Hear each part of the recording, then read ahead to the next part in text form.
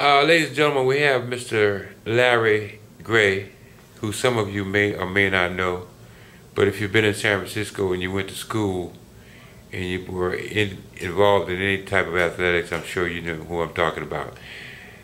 Mr. Gray, how are you doing this morning? Doing fine this morning. Glad to be here.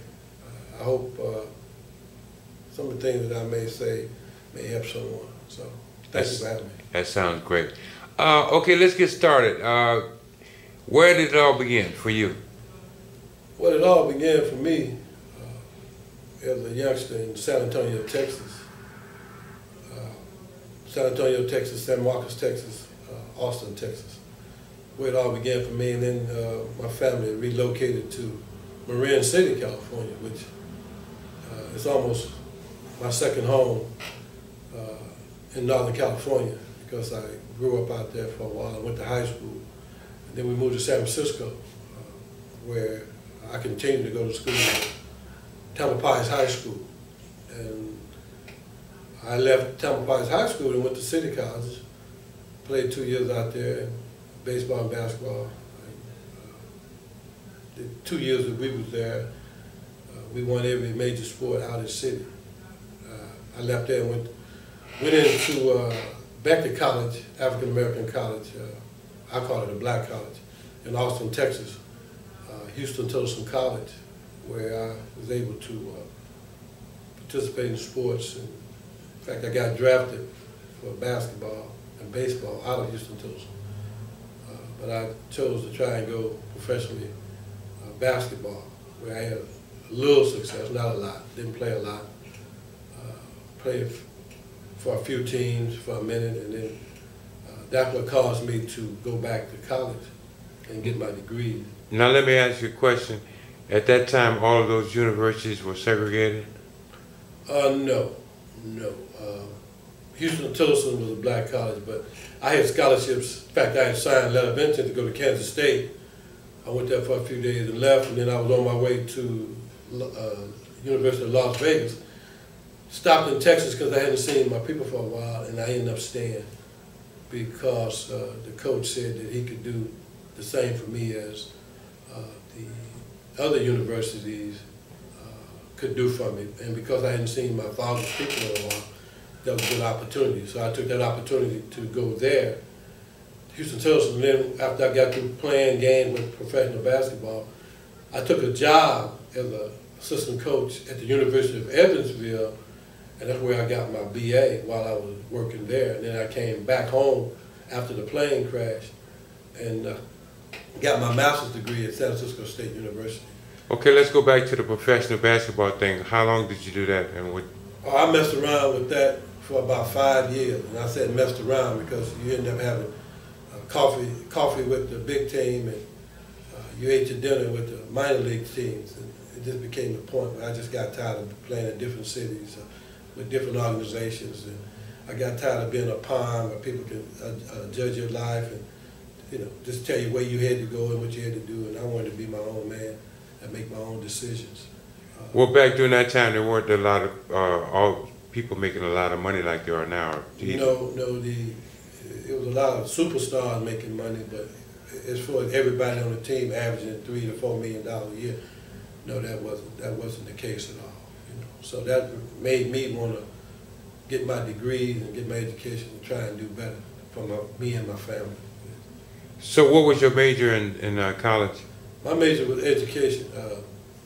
My BA was for elementary education, and my master's degree is in secondary education. So basically, that's why I consider myself an educator and not an athletic director or nothing like that, but an educator, because I try to work with the young people educationally first, and then athletics secondly. And that's when I call them student. You got to be a student athlete.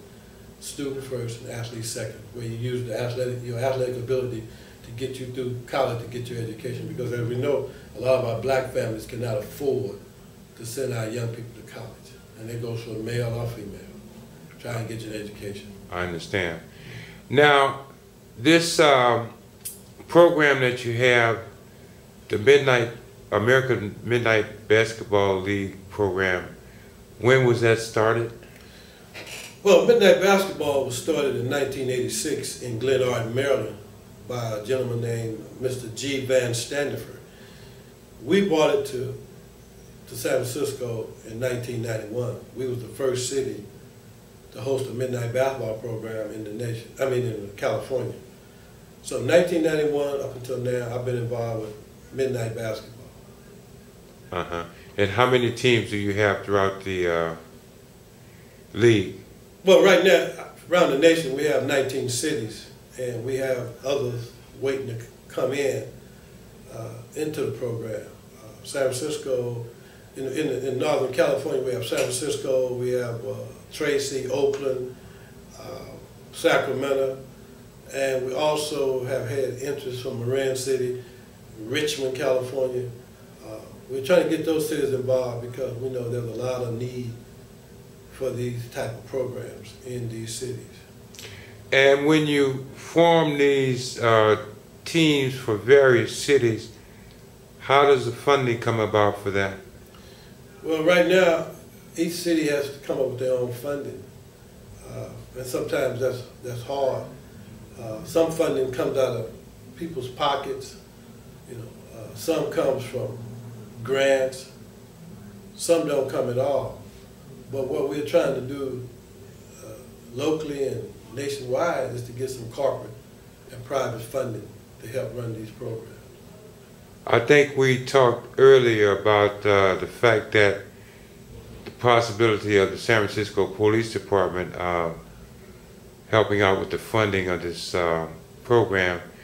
So you have other entities besides them, like Park and Rec, as resources? Oh yeah, they've been very good to us. The San Francisco Housing Authority, Police Department, the Park and Rec Department, and some other nonprofit agencies have done a lot of things for us, in-kind service, giving us things that we need that we don't have to pay for out of pocket.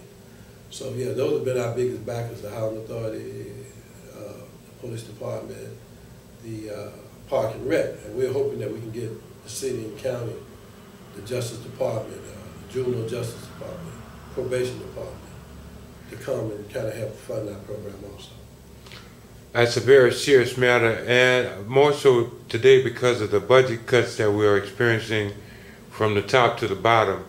I think that the Midnight Basketball program is a very worthwhile program, and it should be pursued.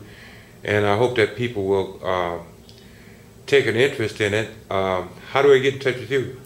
Well, it's very simple. It's two ways. You can call me on my direct line at area code 925-457-0757, or you can try the office at the Bryant Mortuary, area code 415-861-4559.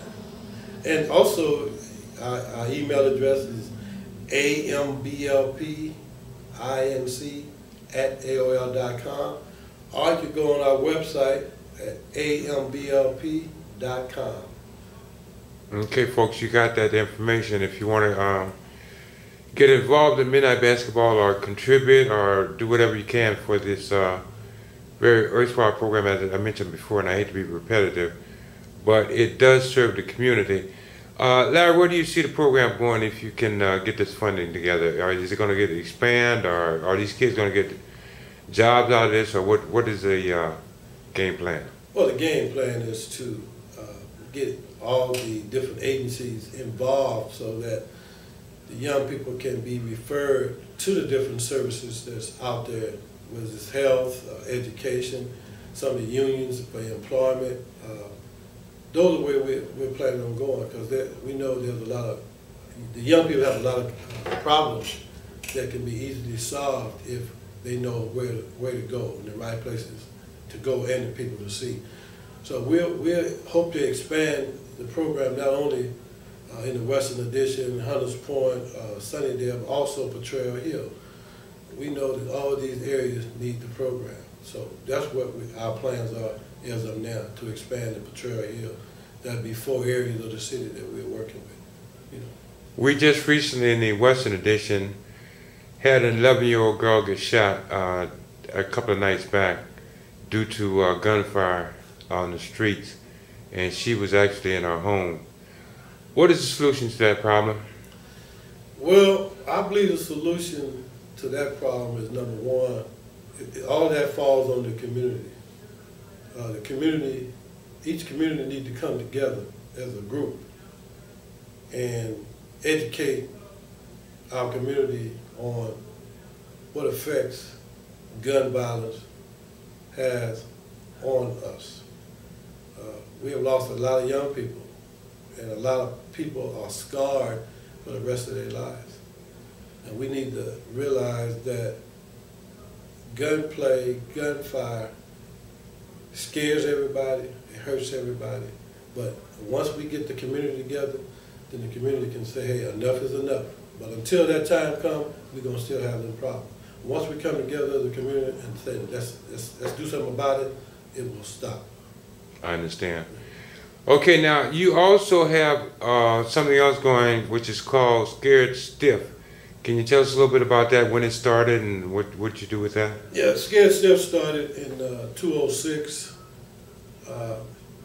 It's a program to educate the young people about the effects of gun violence, of violence in our community. We're sponsored by the Bryan Mortuary. We have our seminars at the mortuary a lot of times. We have our meetings at a senior home. We have stuff we do in the school where we actually bring our caskets, our hearse, and everything to the school to show the effects that we have. We also have quilts that Reverend Hawkins' organization have produced where it shows people, young people who have been killed in our community. Each family will put together a piece and put on that quilt. And it's amazing how many people and how many young people know these people, how many young people, family members are on that quilt. So we have a curriculum. We're trying to get it in the school department where everybody can experience the Scared Stiff program and what's involved. We have speakers. We have professional people, doctors like Dr. Campbell from the trauma unit at General. We have John Kavanaugh, who's head of the paramedics.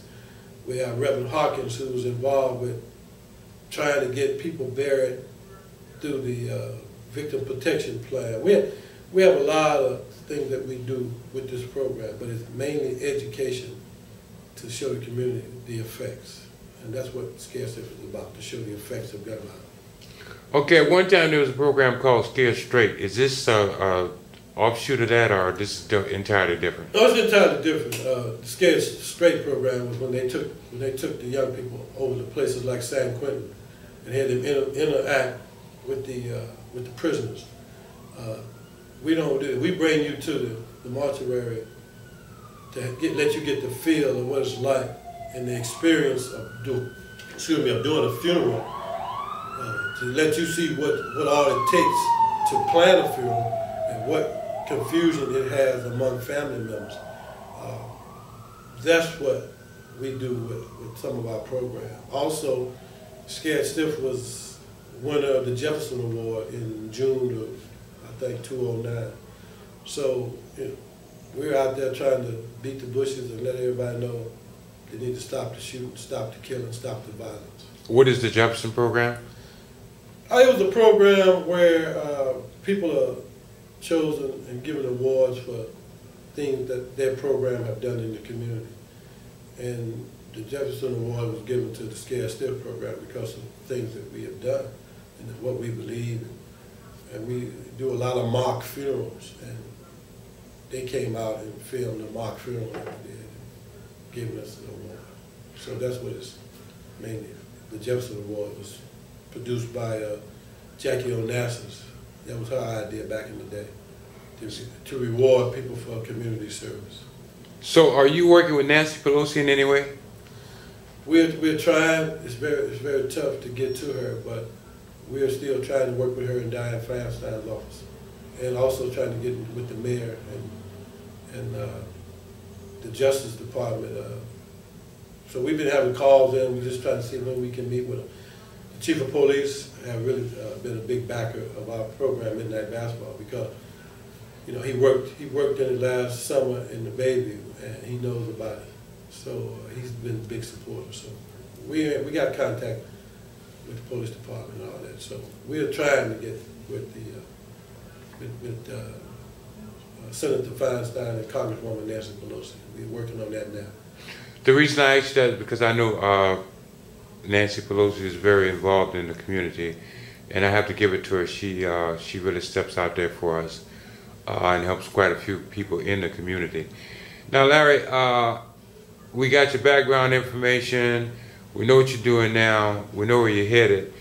Your advice for the young people today is? Stay in school, get an education, take care of your business, prepare yourself for life. But the main thing is get an education so you can get a good job, get off these streets. That's my advice to all of us. Okay, one other thing I want to add to that is the fact that we are now starting a book club for kids, and we don't want to call them kids, we call them young adults. But this is coming through the Marcus Bookstore, and hopefully we'll be able to get some more young people in the habit of reading. Now, we have a situation where this summer especially has been very relaxed because we didn't have a lot of programs for kids to go to and things for them to do. I think that we should be looking now towards next summer and what happens then.